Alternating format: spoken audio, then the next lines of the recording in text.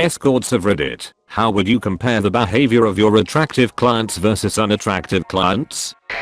My attractive clients are less likely to try to pursue a relationship. Other than that, I don't notice much of a difference. Same, I don't see much difference. There are wonderful clients who are attractive and wonderful clients who are less attractive, and there are asshole clients who are attractive and asshole clients who are less attractive, conventionally, physically speaking, of course. One of my favorite clients, no joke, looks like Gollum. Haha. Out of curiosity, what makes him your favorite? I'm interested in the details of this. He's not my favorite. He's one of my favorites. He's nice. Always has wine. A true gentleman. We have great chemistry in the bedroom. He's a great lay. So there's hope for we Gollum folk. If you have money, yes. You're making a huge assumption here, which is that there's a wide range of attractiveness in clients. If you want to see what most of my clients look like, Google middle-aged white man and pick the most average result. Not extremely ugly, but by no means super hot. That said, my experience is that some clients who think they're hot, they aren't, believe that they deserve a discount for it. Apparently the idea is that if I enjoy doing my job, I'm entitled to less cash. It's these sort of behaviors from clients, flakiness, insisting on discounts, and otherwise being difficult, that ultimately made me leave the profession a year or two ago.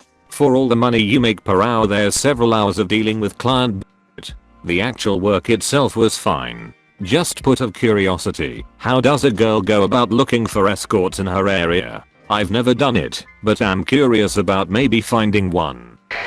I'm going the answer the same I answered to your last post that was removed.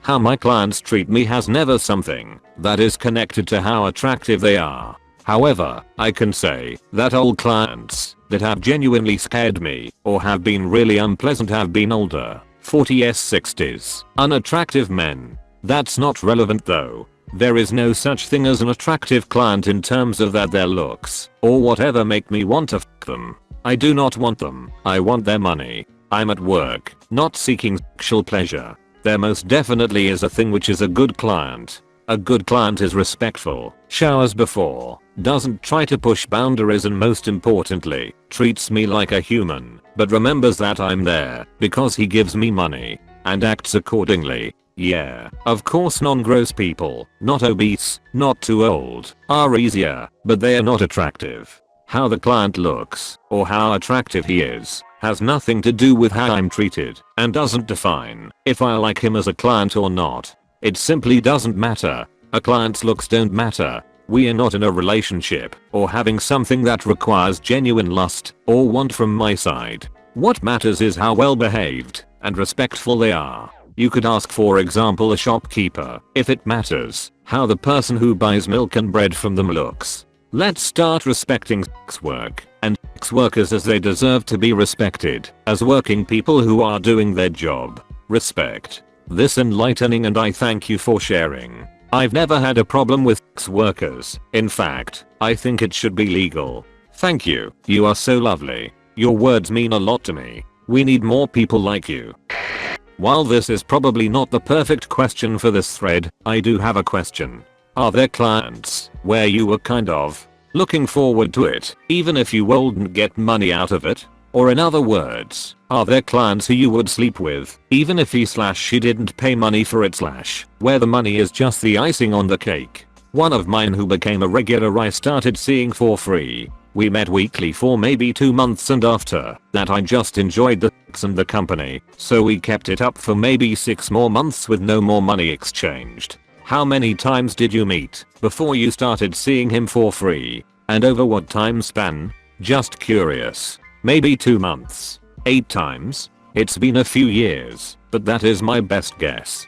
So with you doing it for free, actually enjoying it, did you still consider him a client? Or at that point, did you consider him more of a buddy/friend, etc.? Yes, that is what he became. We would still meet once a week. Usually have dinner.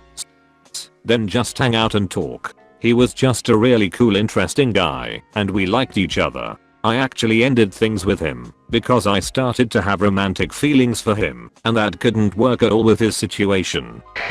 I know this isn't a direct response to the question, but as someone who has considered becoming an escort, how does one get into that field? I felt people replying here might have some tips on that as well. There's a couple of ways. You can go on one of the few sites. Craigslist, Eris, Backpage etc. and post a picture of yourself with prices. You could start stripping and use that as a way to build a good client base. A few of my friends are cam girls that do web shows, but they also sell stuff via Snapchat. This way is mostly to sell nudes, vids, or property, clothes, hair, even poop. Gross, I know. But they've said that some clients travel to meet them. Craigslist personals are no longer there, and Backpage is seized by federal government. Oh damn. I guess just Eris then. IDK what my friends use now.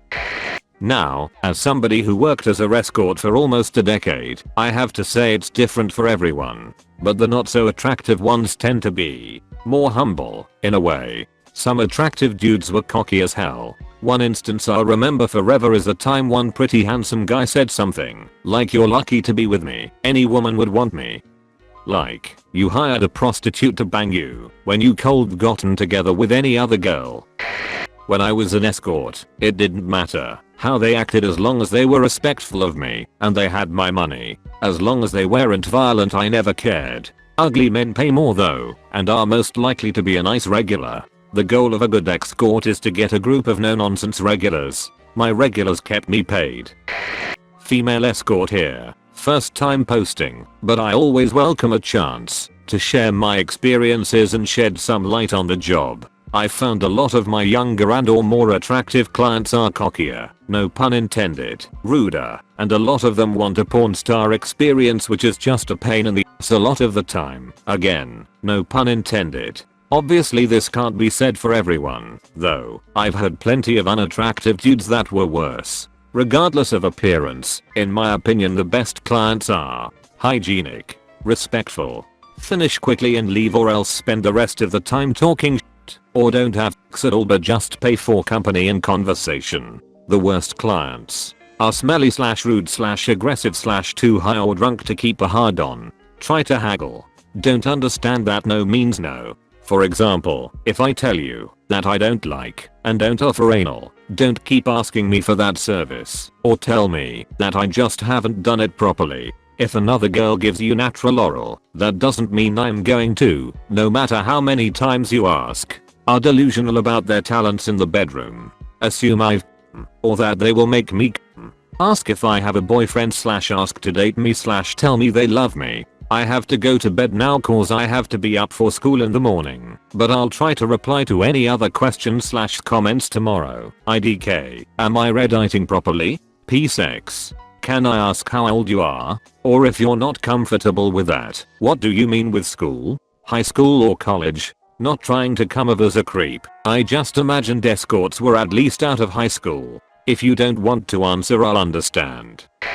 Former escort. Honestly, I found my more attractive clients generally better behaved and more interested in getting me off. The unattractive could get pretty entitled and pushy, less thought or care to me enjoying it, or get very clingy. I'd say however there was a bigger split by age for behavior, and there were a lot more attractive men using escorts than you'd think. It was just more convenient than online dating for many. I knew as an escort my pleasure wasn't always the forefront. This was fine for bookings with multi-options, oral, anal, vaginal. But with longer bookings there is a major difference between those who don't care how you feel, those who want you to be comfortable, and those who want you to enjoy it. It will also surprise many that for about 90% of my bookings they were very keen on me having a good time. A big part of why I was booked was that I did when I orgasmed. Now there is nothing wrong with a client just wanting to get his end over without a care to the provider. But honestly, that guy will struggle to get a repeat booking outside of brothel girls. Indies generally want some level of enjoyment. I'm luckily very well off physically, and I've used escorts for BJs and busy, and have a lot on my plate some months and just need a 30 minutes of constant release. Could I go to the bar and try for a few nights in a row and make it happen? Yes, 100%. But those 3 to 8 hours of my time are worth more sometimes than a $100 for 30 minutes. 100% agree.